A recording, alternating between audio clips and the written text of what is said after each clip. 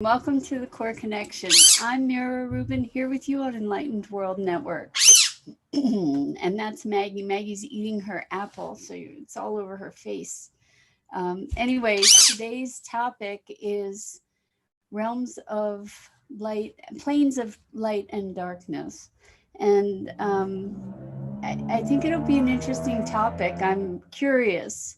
I'm curious about exploring it with you and what we come up with and what your experiences are. But the premise is that the world reflects our experience of the world, reflects our level of consciousness. And so we get to talk about that and just explore it together. Anyway, before we get started, let's take a minute or two to get present, and let's take a deep breath in through your nose and hold it. And imagine brilliant bright light lighting you up from the inside out, um, electrifying and energizing all your electrons, all your molecules, all your cells, illuminating, energizing, electrifying. And as you exhale any tension, any stress, fatigue, negativity. And now let's take another deep breath in through your nose and hold it. This time, imagine clean, crisp oxygen flooding in your lungs, flowing into your bloodstream, nourishing every cell and every organ, and bringing vital life energy throughout your body and being. And as you exhale any remaining stress, tension, negativity, fatigue. And now let's just gently press our palms together.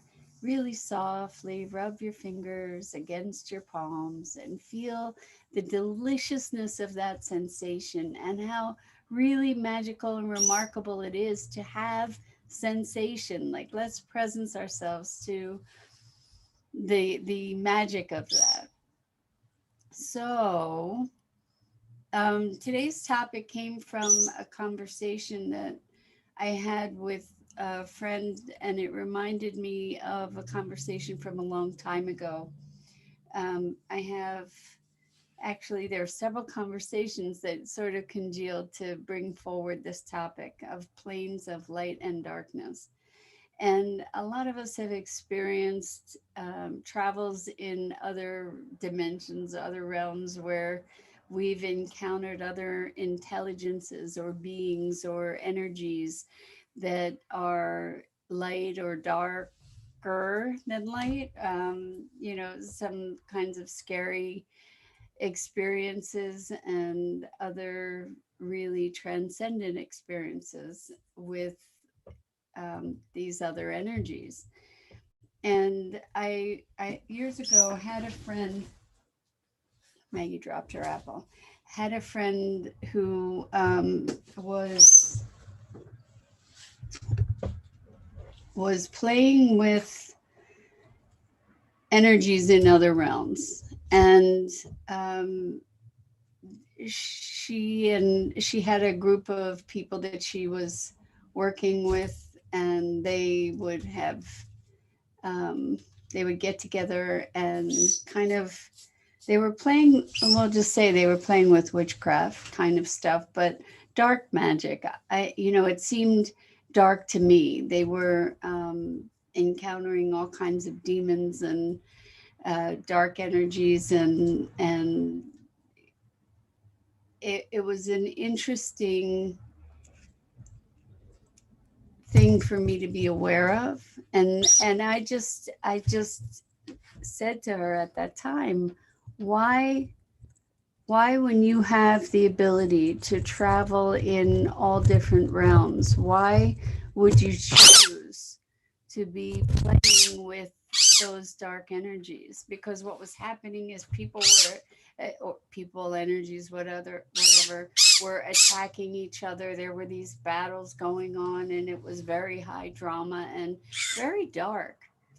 And I just didn't understand why she would waste her time and energy playing in that realm, in that dimension. And good morning, Rosalind. TGIF to you. Yes, it's been a big week for me anyway. It's been a long and very full week. And it's funny about how time goes in those, it goes slowly and quickly all at once. I don't know if you have the same experience. But what we're talking about today is planes of light and darkness, and how we get to choose where we're going to play to a certain degree. And the thing is that I know people who have had all kinds of experiences with energies from these different realms. I've had some myself, and where I wake up kind of paralyzed, be conscious and paralyzed. And, there was this other energy. And it was not a positive energy. It was a pretty dark energy and really scary. And at one point, I remember being chased by this energy and being terrified and cowering. And in that, we'll call it a dream for lack of a better description. Um, I had a moment where, rather than allowing myself to be terrorized, now this was after a series of events where I would wake up in this sort of paralyzed state, astral state, and have be assaulted and have all kinds of weird stuff going on. And finally, in this one situation, this thing was chasing me and I was cowering. And then at one point, I swirled up into this sort of supernatural, humongous energy, and just was like roaring, and said to this other energy, "Don't you ever, ever come back at me again, ever." And that was the end of it. And we could, good morning, Tammy. Welcome. It's great to have you here. We're talking about planes of light and dark. And I think it's interesting. I think that there there are energies that are that are dark, and I navigate away from the term evil. I thought for many years trying to understand what is evil, and I came up with a definition of evil that is separation, disconnected from connection, disconnected from love, disconnected from oneness. When we have this place of disconnection, that's where we have the capacity to do things that are evil. And for example, like what happened as an extreme example, the Holocaust, but there are so many examples of that kind of dissociation and separation from our humanity that exists on all levels of our culture. But anyway, I I'm in a confusion. I want your help with this. I want to hash this out with you. I don't know that we'll come to any kind of conclusion that's definitive in any way, but I was talking to a friend yesterday who had many experiences when going to sleep, of waking in this paralyzed state and having this other entity there just sort of sucking energy, like the Dementors in Harry Potter. And it was a terrifying experience for them. And I think that the assault that I was experiencing was somewhat similar to that, perhaps not as extreme as this friend. And it was interesting because they told me that at one point they decided that maybe the thing to do was to, they realized that the fear was feeding this thing. And so they thought, well, maybe the thing to do is to just surrender, to just not resist and not be fearful. And what happened was that at that point, this thing got even bigger and in a demonic voice said, come with me, kind of thing. Pretty terrifying.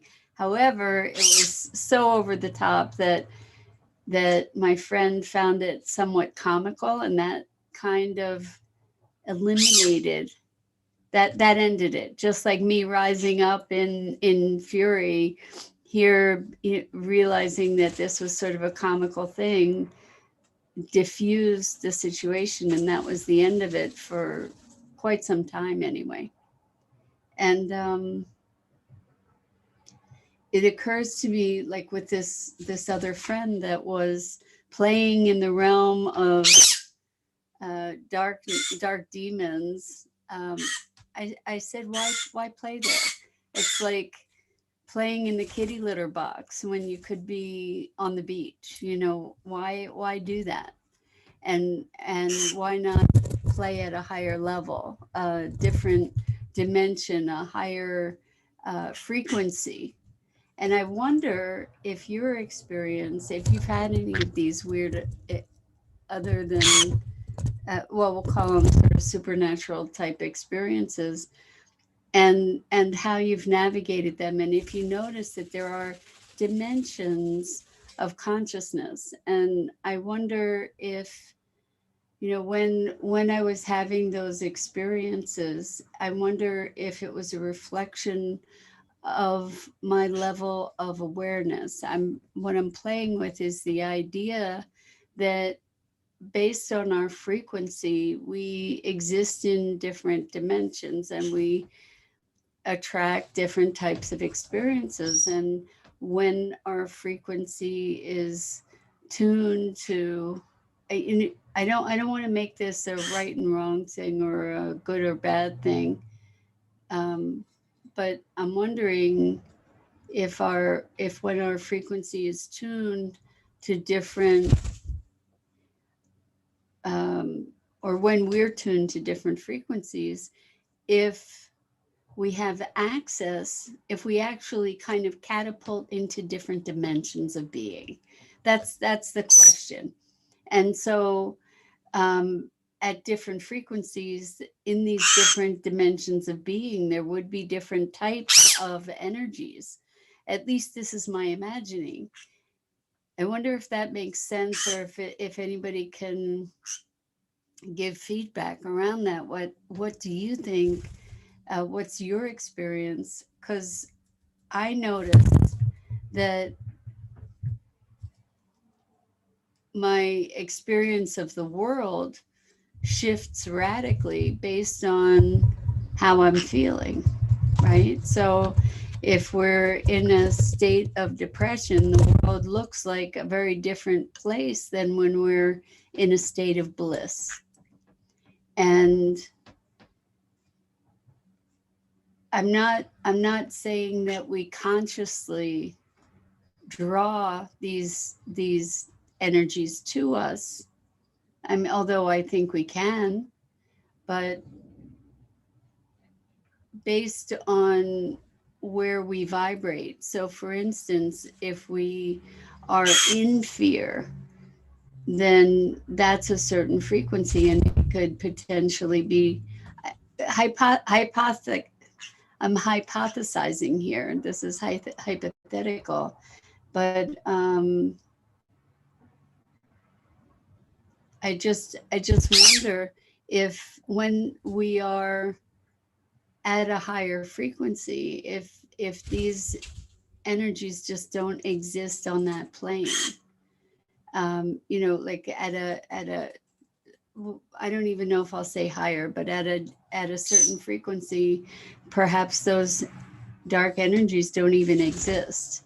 And I'm wondering if that's the case. I know that when we play on different planes of consciousness and awareness and encounter other intelligences, for lack of a better word right now, we'll say other energies or other, I'll say intelligences, that the assumption could easily be that because they're on this other plane, that they are more evolved than we are.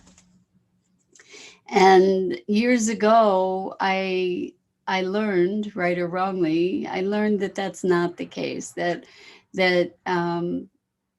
they these other intelligences or consciousnesses are not necessarily more evolved. So when we're traveling and trafficking in these other realms of existence, these other dimensions of consciousness, we get to be discerning, just like we're discerning in the 3D world, as to who we're going to play with and how we're going to respond to them.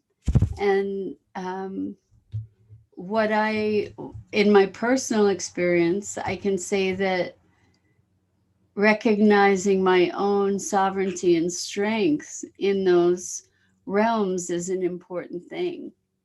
And I don't know that I was always capable of doing that. You know,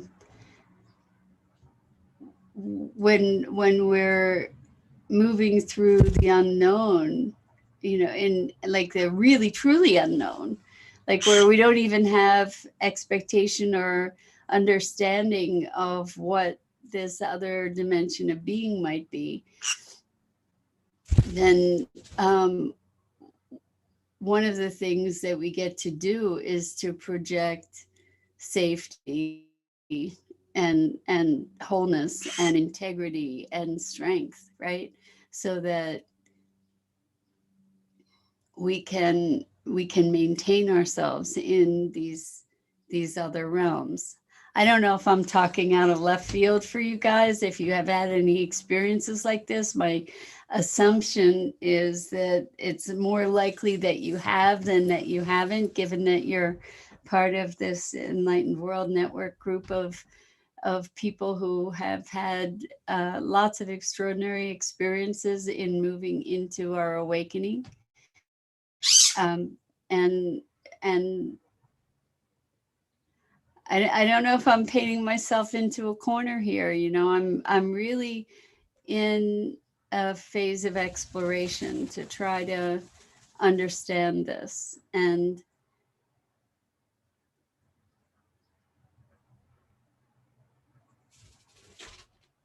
there's I'm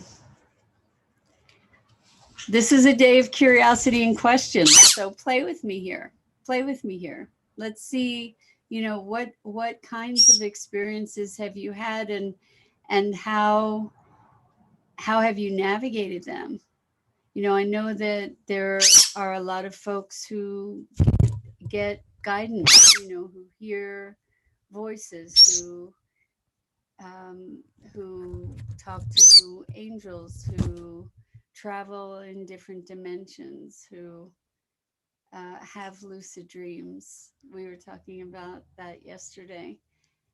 So Rosalind said Sally De La Rosa talks about this in one of her shows on EWN. So say more, Rosalind, because Sally had joined us several times a while back. I haven't seen her in a long time, but I think that it's really important to be clear, because I'm seeking to travel in other dimensions, and I have in different varying degrees. The thing is that I do believe that in those dimensions we have the capacity to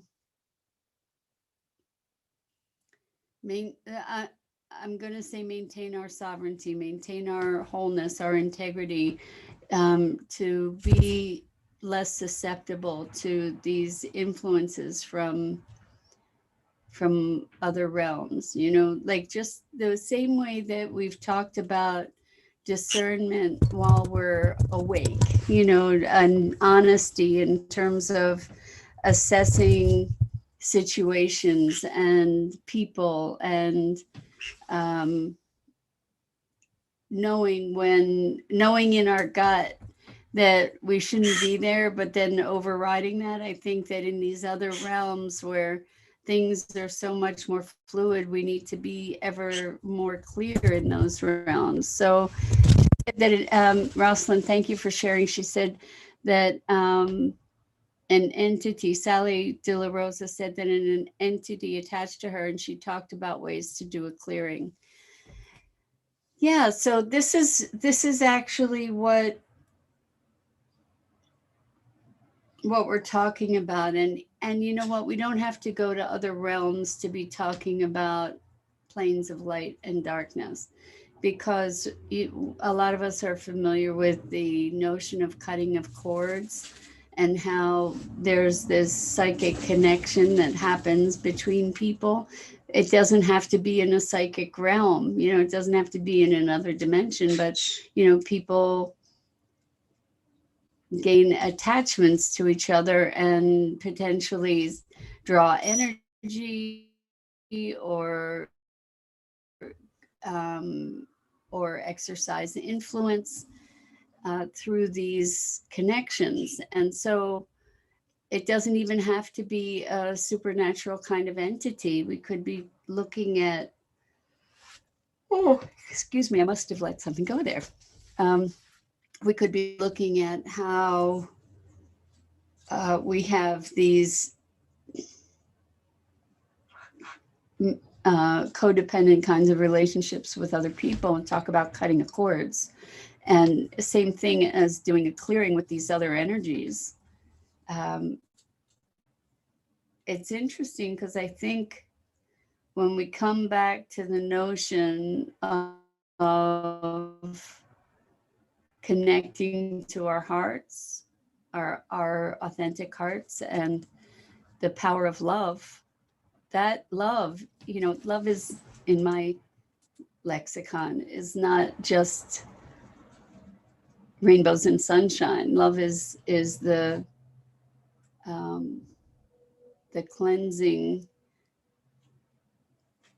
power of light, to obliterate the darkness, right? So we're talking about light and dark. And so in planes of darkness or entities of darkness, what is darkness? Darkness is absence of light. So when we bring light, that's where we have our strength and our power.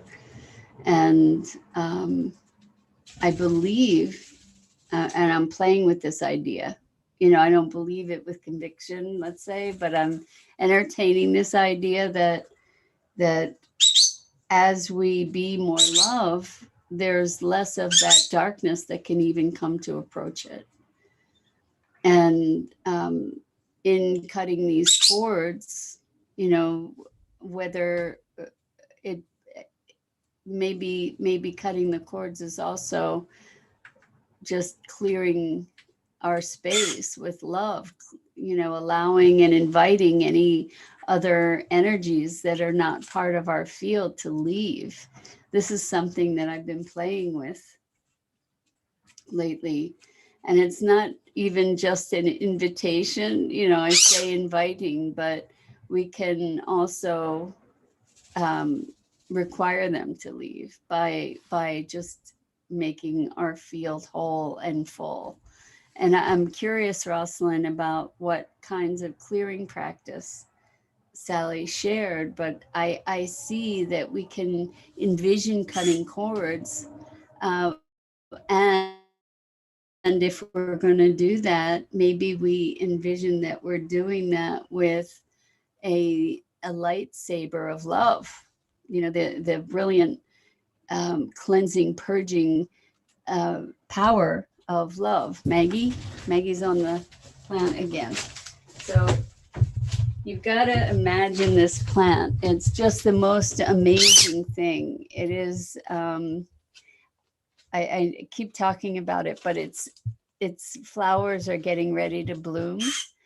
And so it's called A Night Blooming Sirius.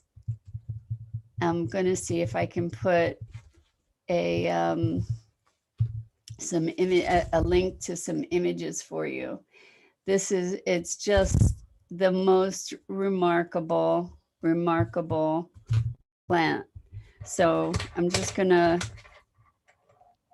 see if I can give you a link to this on Wikipedia. You got to check it out because it is an otherworldly plant. We're talking about otherworldly stuff, but this thing is really out of this world. Check this out. There's a link. So once you see that, you'll see why I'm so protective of this plant that Maggie goes to go chew on periodically. Anyway, light. I think light and love. Yes, thank you. Rosalind, that's beautiful. Rosalind says, we want to be a lighthouse, not a flashlight. Exactly. And that when we come into the fullness of the light that we are, that is our strength, and that is the truth of our being. And then those energies they don't vibrate at that level. They can't tolerate that vibration. Those energies are banned. They're sent off into parts unknown. And so I think if we're trying to travel into these other realms, or we're working on that, we're exploring that, one of the things that we get to do is to be grounded in our light, and to keep that frequency, because it will repel anything that isn't that doesn't match that frequency. In fact, I would imagine that they're in different dimensions. It's maybe not even that it would repel those things. It's that they might not even exist in that dimension of light and brilliance, and that intensity of directed embodied love. So, we talk about love and light. And what is darkness? It's the absence of light. What is evil? If I don't think evil exists as a force, I think what it is absence of love. And that doesn't mean that that's true. That's my hypothesis. But I've been working with that for some years, and that seems I haven't found it to be not true yet. So yeah, it's interesting because I don't know about you, but I find that things sort of come in patterns. Like there's a theme that appears for a little while, and then another theme and another theme. And I don't know if it's a theme right now, but there's a lot of conversation that I've been privy to around these other energies and entities, and how to deal with that whole thing. And my thought is that life reflects our beliefs. And Rosalind says, love and light. Yes, yes, exactly. Yes, yes. So I believe that again, holding with open hand that belief, but it seems to me that our experience reflects our beliefs, and along with that, our beliefs are thoughts. Thoughts, I believe, are things in that they have a frequency, and our frequency is what is determining to great degree our experience and the reality that we live in. And um, as we evolve, we gain a greater capacity to navigate these. Hopefully, that our frequency elevates, or that we become more whole and less attractive to the drama and the trauma and um, the extremes and the darkness, as we bring more light into our lives. So, curiouser and curiouser, what can I say? I'm just exploring and interested to see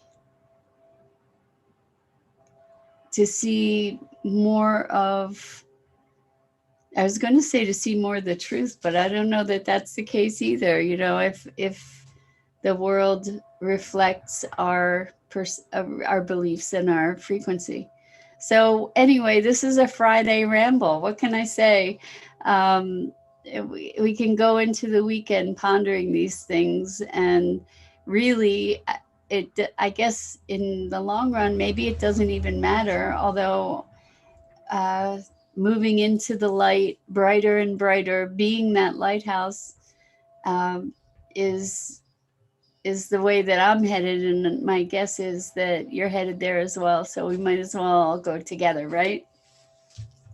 So I think that's it for today. I wish you an amazing weekend. I am so grateful to you for joining me for these conversations, and um, really helping to expand my perception. And I'm deeply grateful for that. So I'm Mira Rubin. This is the Core Connection. And this is Maggie, still avidly eating her apple. And we go live each weekday morning at 9 a.m. Eastern on the Enlightened World Network Facebook page. Please, while you're enjoying your weekend, enjoy the other programming on Enlightened World Network. It's an awesome community. And with that, I just will say thank you, and lots and lots and lots